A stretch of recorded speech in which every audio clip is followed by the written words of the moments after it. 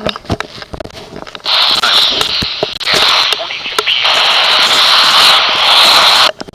Daylight time. A severe thunderstorm was located over Marion, moving east at 25 miles per hour.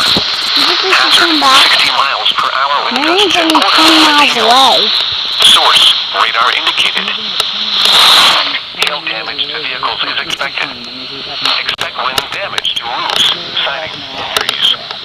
Locations impacted include Marion, Gas City, Upland, Jonesboro, Sweetser, Grand Buren, Roseburg, Arcana, Lakewood, Herbst, Enfield, Home Corner, Landis. This includes Interstate 69 in Indiana between mile markers 258 and 269. For your protection, to an interior room on the lowest floor of a building. Torrential rainfall is occurring. But I'm blocking the Blackford border is green. Do not drive your vehicle through flooded roadways.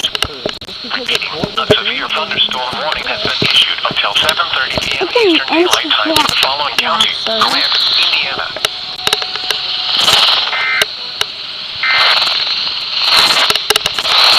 This is NOAA Weather Radio Station WJX58 in Fort Wayne.